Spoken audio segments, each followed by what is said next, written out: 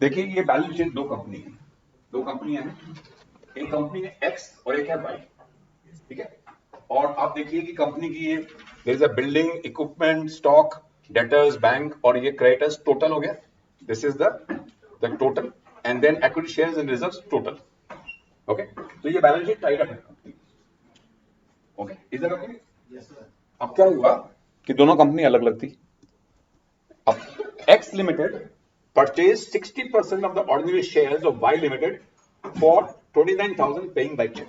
यानी X Limited acquired 60%, तो इसकी सब्सिडी बन गई, ये होल्डिंग बन गई A, एंड B becomes या जो भी कंपनी है Y जो है that becomes the subsidiary of X। तो जब आपस में बैलेंस शीट बनाएंगे तो कंसोलिडेट करेंगे, इस ट्रांजैक्शन हो जाएगा।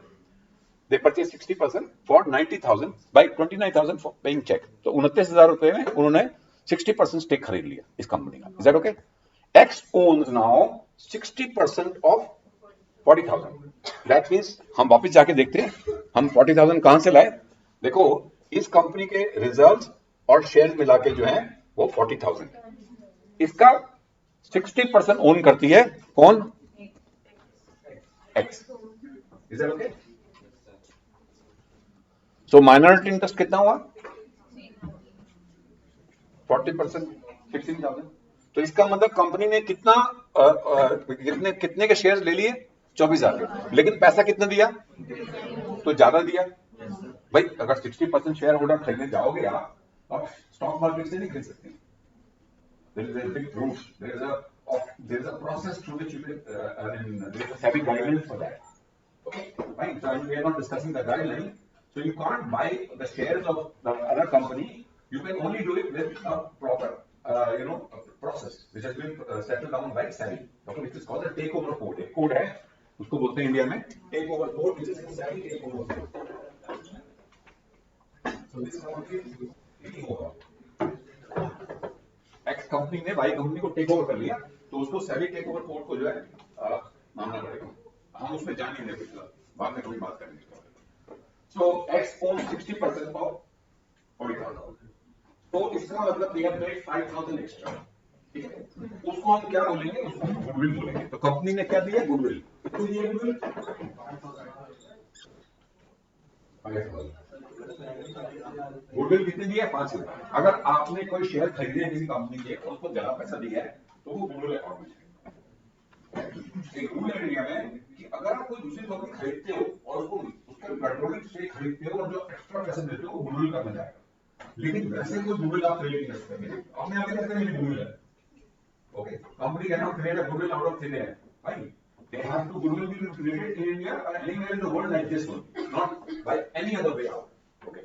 तो गुडविल कहां हुई? ऐसे आ गई। Okay, x paid 29,000 per share, therefore goodwill is 5,000. Is this clear? Yes. Okay. Now अब हम बैलेंस शीट को कंसोलिडेट कर रहे हैं। Okay, we are consolidate. I will share this PPT also with you. तो बिल्डिंग गुडविल कितनी है? सबसे ऊपर गुडविल आ गई, एसेट है। फिर आई बिल्डिंग, कितनी बिल्डिंग है? 50,000। और यहां देखो आप, यहां पर बिल्डिंग कितनी थी? 50,000 जोड़ दी। अभी दोनों जुड़ गई, लेकिन 40% शेयर तो माइनॉरिटी है, लेकिन जुड़ गया अभी फिलहाल। फिर इक्विपमेंट कितने हैं? 45,000। तो हमने क्या करा? हम सारे एसेट्स को जोड़ रहे हैं। फिर हमने स्टॉक को भी को जोड़ दिया। ओके, ये भी स्टॉक जुड़ गया, डेटर। अच्छा, बैंक बैलेंस 5,000 आ गया। कैसे आ गया? अब बैंक बैलेंस यहां देखो, बैंक बैलेंस कितना है यहाँ पर? दोनों को जोड़ो, 34,000। लेकिन कंपनी ने 29,000 पे करे थे, तो बैंक बैलेंस रिड्यूस कर जाएगा, तो कितना बैलेंस रह जाएगा? तो नहीं, ये बैंक बैलेंस 34,000 है और कितना दिया था? 29। तो इसका मतलब बैलेंस कितना रह गया? 5,000 रह गया। किसी ने ज्यादा बताया था, मुझे पता नहीं क्यों, बट एनीवे ये बैंक बैलेंस ठीक आ गया। तो अब हमने क्या करा? क्रेडिटर्स भी जोड़ दिए, तो टोटल आ गया। तो अब इक्विटी शेयर्स जो हैं 1,00,000 और 8,000, ये वहां पर कंसोलिडेशन नहीं होगी। यहां पर जो है ये जो है 1,00,000 और 8,000 सिर्फ आएंगे, ये जुड़ेंगे नहीं इसके साथ। या आप उसमें शेयर कैपिटल एंड रिजर्व नहीं जोड़ेंगे। एक से आते हैं, ये अच्छा क्वेश्चन है आपका, ये नहीं जुड़े, ठीक है। तो लेकिन हमने क्या करा? हमने इन दोनों को जोड़ के माइनॉरिटी इंटरेस्ट 16,000 रख दिया, जो मैंने निकाला था पीछे। और फिर बैलेंस शीट आई करी तो बैलेंस शीट फिर उठाई होगी, और उसकी जरूरत ही नहीं हुई आपको जो शेयर का होता, शेयर तो उसकी कंपनी के बैलेंस शीट जो बनेगी उसमें दिखाएगा ना, यहाँ तो उसके हमने सब चीजें जोड़ दी और माइनर इंटरेस्ट दिखा दिया। अब देखो इसमें क्या हुआ, ये माइनर इंटरेस्ट या नॉन कंट्रोलिंग इंटरेस्ट है। What is this? आज की डेट में इसको बोलते हैं non controlling interest. In the after IFRS, international financial accounting, which have been announced, which have been announced about 15 years back, तो उसके बाद इसका नाम जो है माइनॉरिटी का नाम चेंज होके उसका नाम बन गया NCI, non controlling interest. Is that okay? समझा गया?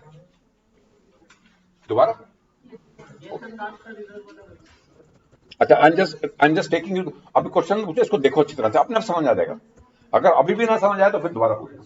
देखो ये दोनों कंपनी की बैलेंस शीट है, ठीक है, देख लीजिए आप। ओके, नाउ एक्स ने क्या करा, 60% खरीद लिया वाई को। कितने पैसे दिए? 29,000, जबकि देने 24,000 चाहिए थे। तब तो गुडविल ना होती, क्योंकि 40,000 की उसकी शेयर कैपिटल रिजर्व थी।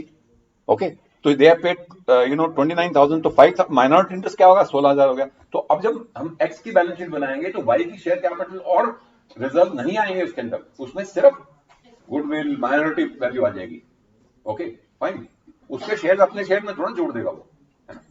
ओके, और x is paid, so goodwill हो गई। अब हमने जब सब कुछ जोड़ा तो ये आगे वैल्यू।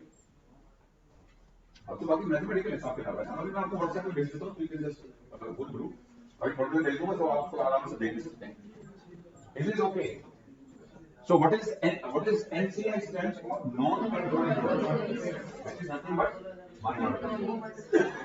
अब रिलायंस की जो बैलेंस शीट है उसके अंदर करीब 9 कंपनियां हैं जो कि उसमें 100% रिलायंस नहीं करता है, उसका जुड़ी हुई है। और उसके अलावा वो नॉन कंट्रोलिंग इंटरेस्ट है, और कई कंपनी ऐसी है जिसमें रिलायंस का स्टेक जो है मोर देन 50% है। ओके, या ऑलमोस्ट लाइक 100% है। Fine, that can be a separate company. Fine, तो वो सब कंसोलिडेट करके एक उसकी बन गई। इधर हो गया? हाँ, पूछिए मुझे। हाँ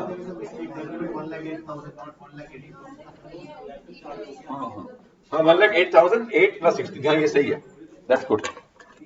किसने बताया था? तीनों,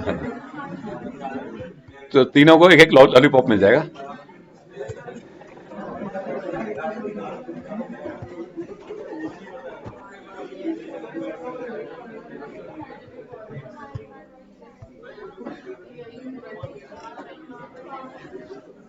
वैसे ही कमाल की बात है, ये स्लाइड मैंने कितने पढ़े लिखे दिखा दी, लेकिन किसी ने नहीं बताया कि उसने कर दिया है। So that's good. So you people are really listening and that's very good. Okay. So is that okay? अभी कोई प्रॉब्लम है? Is that clear? Okay. अब हम वापस चलते हैं।